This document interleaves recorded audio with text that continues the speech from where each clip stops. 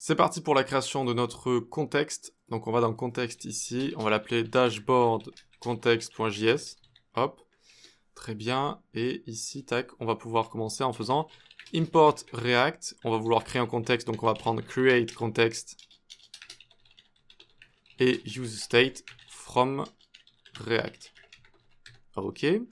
Ensuite, on va prendre full data parce que c'est ici qu'on va utiliser, alors je l'avais écrit comme ça en minuscule, full data from ./full data. C'est à partir du contexte qu'on va utiliser ces données pour eh bien, les faire parvenir à l'ensemble de nos composants de notre application. Ensuite, on va venir se créer notre contexte et l'exporter. Dashboard context est égal create context. Ok, très bien. Donc là, on a créé notre contexte. On va pouvoir par la suite créer notre provider. Donc const dashboard context provider est égal, hop, ça va recevoir des props. Et ici, on a envie de créer deux states. On a envie de créer d'abord les données globales et l'année dans laquelle on se trouve, donc qu'on vient de choisir, où l'année de départ, ce sera 2020. Donc const data chart, set data chart est égal use state. Et donc de base, on le fait démarrer à 2020, c'est-à-dire l'année précédente. Là, on est en 2021 et donc on a envie de voir les chiffres de 2020. Et donc ensuite, on aura également year data, set year data est égal use state. Hop, alors avec un S majuscule. Et donc ici, on le fait démarrer à 2020. Voilà. Parfait. Ensuite, on va retourner notre provider qui va entourer toute notre application et qui va fournir les données à tous nos composants enfants. Et donc, on va pouvoir faire ici dashboard context, .provider, value qu'on va passer, ça va être un objet avec change year, data chart, et year data, comme ça. Hop, on peut le fermer, et ce sera passé à tous nos props.children, donc tout ce qu'il y aura à l'intérieur. Ici, le change year, ça va être une fonction. Change year est égal L.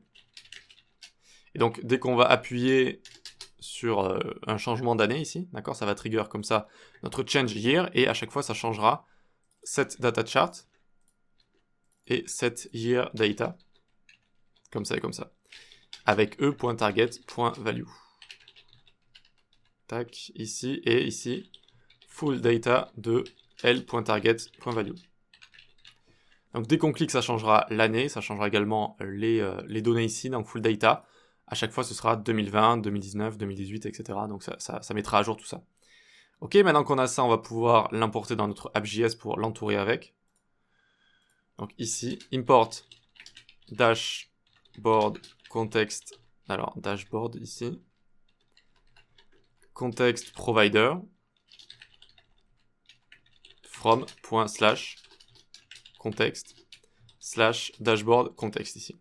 Et donc on va venir wrapper tout ça, toute notre application, avec dashboard context provider.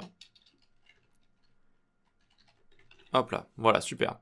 Donc ça c'est fait, voyons voir si on a une erreur ici. Ok, donc on a une petite erreur ici parce que j'ai oublié d'export notre contexte qui se situe ici. Hop, hop, très bien. À la fin, il faut export default dashboard context provider ici. Ok.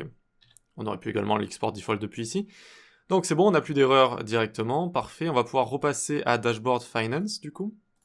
Et donc vous voyez qu'ici j'ai bien use context. Donc vu que j'ai use context, je vais pouvoir extraire toutes mes constantes depuis mon contexte en faisant const data chart, change year qui est notre fonction qui nous permet de changer d'année, et year data qui est notre année, est égal use context, et là donc on choisit le bon contexte dashboard context qu'il y a juste ici. Ok, parfait, parfait, très bien. Donc on commence à voir tout ça ici. Voyons voir si ça fonctionne. Data chart, change year et year data. Hop, on va ouvrir tout ça ici. Et alors à chaque fois je suis en train d'afficher les données. D'où cela vient-il? Bar chart. Bar chart, je peux l'enlever ici. Voilà. Hop. Et on va actualiser tout ça. Donc on reçoit depuis dashboard finance ici pas mal de choses. Donc un objet avec pas mal de choses à l'intérieur. Pas mal de petits tableaux, et ensuite on a également l'année qui est juste ici, et notre fonction. Alors c'est pas forcément évident à lire ce genre de données, mais on a l'année qui est ici, la fonction qu'on va utiliser et les données qu'on peut utiliser juste ici. Ok. Très bien tout ça, parfait. Donc maintenant, il va falloir faire en sorte que dès qu'on change ici notre select box, eh bien ça trigger change year comme ça. Donc pour ce faire, je vais cliquer à select ici. Je vais mettre un on change est égal change year. Ok.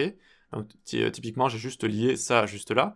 Ensuite, le 2020 ici, ça va être dynamique et ça va être year data comme ça. Ok. Et ensuite, les données que je vais passer à bar chart, ce sera dynamique aussi. Donc je vais passer en tant que props, data chart de chart1, comme ça. Ok, je lui passe le chart1. Et name, je lui passe également chiffre bimestriel. Chiffre bimestriel. Ok, donc je lui passe ces deux choses-là. Maintenant, je retourne à bar chart, je dis que je reçois les props. Ok. Et au lieu d'avoir ici les labels qui sont en dur, je fais props.name ici. Et normalement, ça va me donner la même chose. Ok, ça me donne la même chose. Et ici, je vais faire props.chart1. Hop, prop.chart1 juste ici. Et ça me donne rien du tout. Alors, props.data. Je l'avais appelé data. Ah oui, je l'avais appelé data. C'est ça. Ici, vous voyez, je l'ai appelé data, donc c'est les props qu'on reçoit. Ok, voilà, très bien, on a réussi à faire fonctionner tout ça, mais j'ai regardé, et si on change ça, on a une petite erreur ici. Donc ça vient du contexte qu'on a juste là. Je me suis emmêlé les pinceaux ici avec set data chart et set year data. En fait, il faut inverser les deux. Donc là, on change l'année, et là, on change les données. Donc hop, j'actualise, ok. Je change la date, et ça fonctionne. Hop, alors on va pouvoir récapituler. Déjà, pourquoi ça se redraw comme il faut à chaque fois? Parce que j'ai mis redraw true ici. Ok. Ensuite, désormais, on passe des props ici à bar chart qui viennent de notre contexte, et du coup, on peut les afficher directement en faisant props ici. Ok, ça va nous permettre d'utiliser plusieurs graphiques à barre avec des noms différents. Chiffre bimestriel, chiffre de l'année, enfin chiffre de tout ce que vous voulez.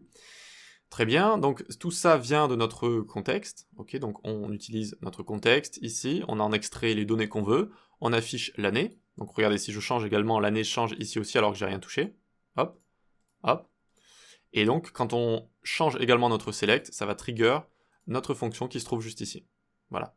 Et donc, ça mettra tout à jour comme il faut. Voilà, c'est assez sympa à faire, super. Donc, la logique globale de notre application est faite.